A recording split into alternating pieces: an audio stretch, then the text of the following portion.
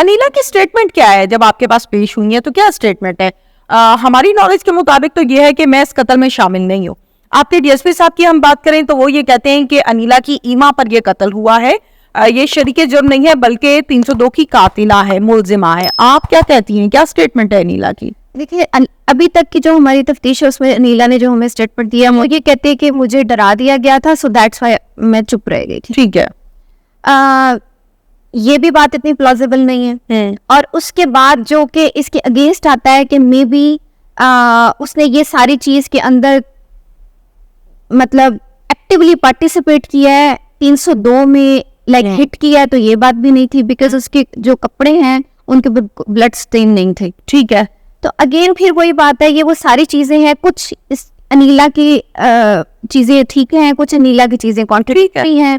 Again वही बात है, जब वो शामिल तफ्तीश होगी फिर हम देखेंगे जो हमारे डाउट्स हैं उनको किस तरह से क्लियर करते हैं। मुझे ये बताइएगा कि जहां पर हम बात करते हैं अनीला की स्टेटमेंट के हवाले से, नो डाउट आपने बिल्कुल ठीक कहा कि जब वो प्रॉपर शामिल तफ्तीश होगी तभी कुछ बताया जाएगा और तभी आप लोगों की स्टेटमेंट भी एक ऑथेंटिक स्टेटमेंट बनती है।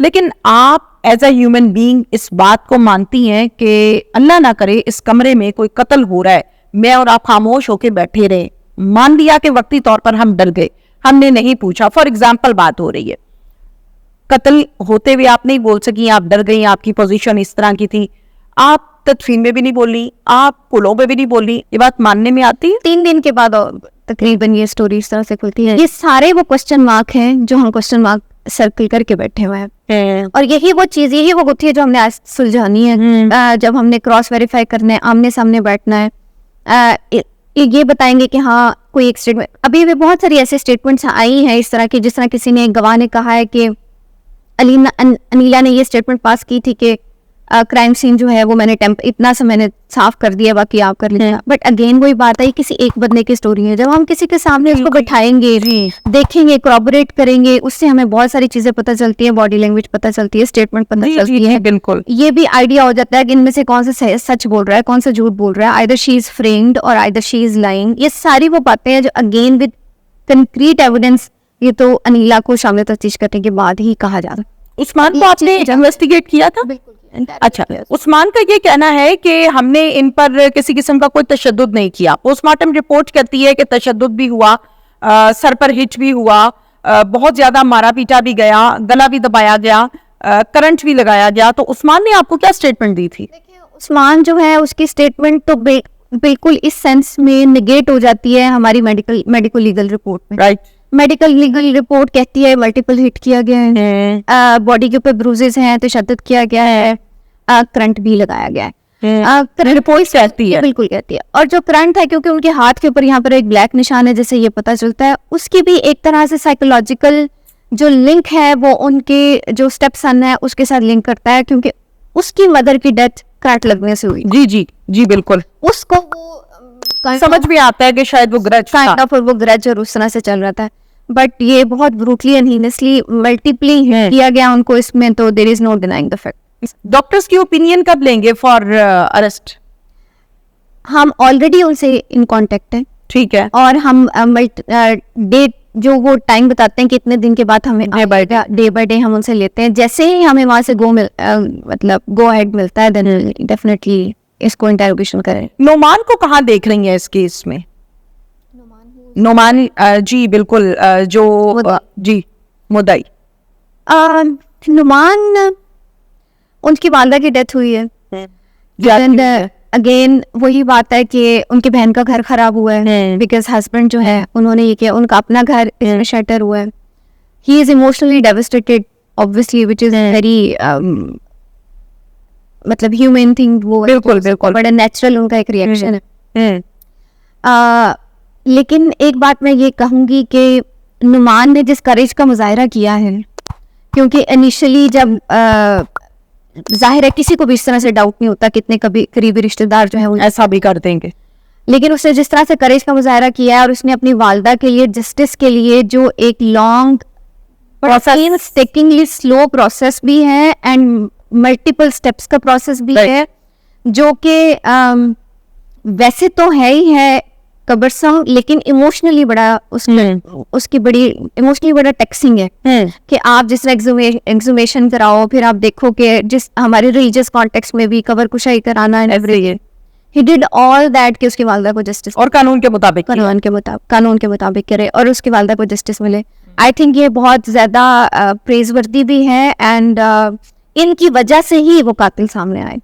अगर उस टाइम के ऊपर वो थोड़ी सी लग्जरिश का मुजाहरा कर देते कि भाई पोस्टमार्टम शायद कराना चाहिए, नहीं कराना चाहिए, ये मैं इसमें करता या नहीं करता, तो हर चीज डाउटफुल हो जाती। ठीक है, तो यहाँ से एक एविडेंस ये भी जाता है, यहाँ से एक मैसेज ये भी जाता है कि जब भी आपको किसी चीज का डाउट हो, हम एज ए सोसाइटी पोस्टमार्टम से बड़ा घबराते हैं, लेकिन इस चीज को अंडरस्टैंड करना चाहिए कि जब भी इस तरह का कोई केस है उसमें सबसे स्ट्रॉन्ग एविडेंस हमारे पास पोस्टमार्टम होता है, पोस्टमार्टम रिपोर्ट।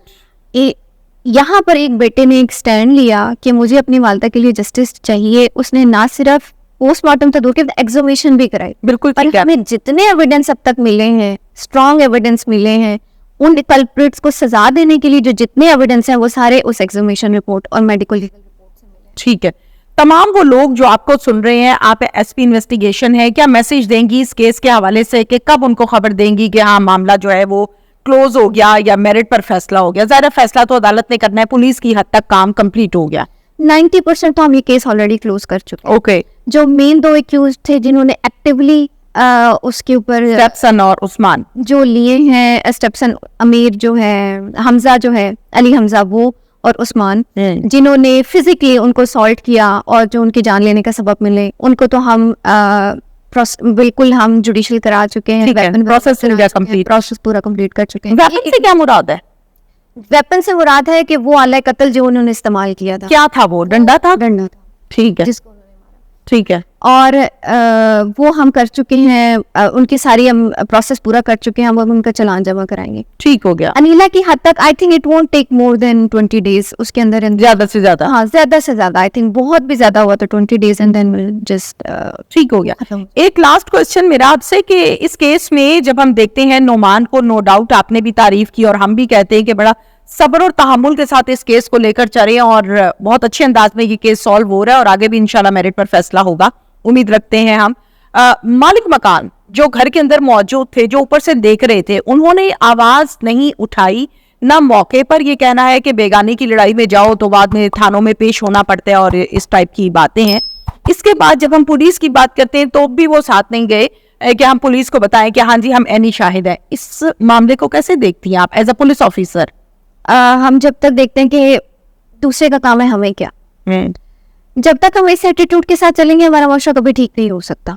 जब हम ये पेन लेना शुरू करेंगे कि आज ये इनका है, कल ये हमारा भी हो सकता है, जब तक हम इस एटीट्यूड से नहीं चलेंगे कभी आगे बात नहीं चलेगी।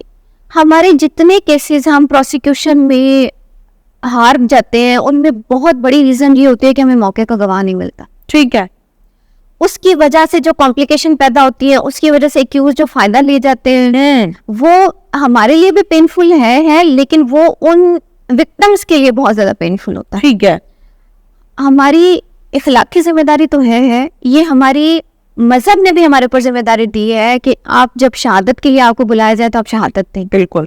जब आप एक इतना क्लियर एक मैसेज है उसको फॉलो नहीं कर पाते तो फिर हम किस तरह के मुसलमान हुए? ठीक है, जबकि आपको पता भी है कि आपकी शहादत ना देने की वजह से किसी का केस बिगड़ है, ओवरऑल सोसाइटी में बिगाड़ ही है। बिल्कुल, आज एक है कल दो होंगे, कल दो होगा, और अगर किसी को इंसाफ नहीं मिलेगा तो वो ऑब्वियसली जी डिसग्रंटल्ड होके, खुदा ना खास्ता जो लोग होते हैं जो कानून अपने हाथ में ले लेते हैं, वो इसी वजह से ले लेते हैं कि जब उनको इंसाफ नहीं मिलता, और जब आप उनके पीछे देखें तो क्या बात आगे निकलती है, स्टोरी कुछ और निकलती स्टोरी ये निकलती है कि प्रोसिक्यूशन में उनको इस चीज का फायदा मिल गया। तो मेरे ख्याल से हमारे मुआशरे की ओवरऑल बेहिसी है और हमें इस चीज को सोचना चाहिए और इस चीज को ठीक करना चाहिए और देखना चाहिए कि दूसरे का दुख भी हमारा दुख है। आज वो है तो कल हम भी हो सकते हैं। Thank you very much.